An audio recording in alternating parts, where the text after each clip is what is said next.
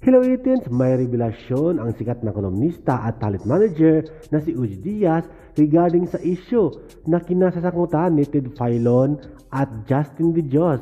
Kasama na rin yan ang SB19 dahil member ng SB19 si Justin. Ayon sa sikat na kolumnista, may brighter side din naman ang sinasabi ni Ted Filon about Justin dahil marami ang na-conscious, marami ang nag-research kung sino ba talaga si Justin at ang SB19. Ang mahalaga, nag-sorry na.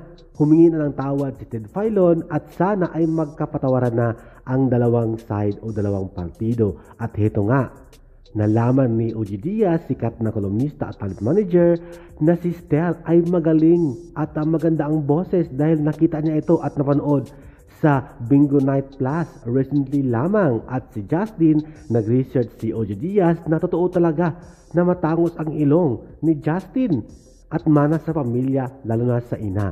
At heto nga guys, napaamin si Uji Diaz na idol na niya. Gustong-gusto na niya ang SB19 at may featured sa kanyang channel. Soon, abangan natin yan. Kasi na-curious ako dun sa bata.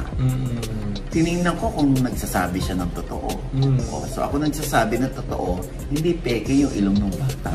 Pero, ngayon ako naging instant fan ng bata. Diba? Bukod kay Stel na napakaganda ng boses. Nung umattend kami ng Bingo Plus second anniversary dyan sa Grand Hyatt. Kung saan si Stel, sabi ko, boses pa ni Stel yun? Ano to? Lip sync? Lip sync ba? Live, dahil napakaganda ng boses. O di parang si Stel, si Justin, instant fan na ako ng SB19. Arte pa pa. O lalo na, tumingkad ng paghanga ko sa SB19 dahil kay Ted Filon. Thank you for watching, guys. See you in the next video and update. Please like and subscribe to my channel. Keep watching. God bless everyone and always remember, be yourself and be a good one.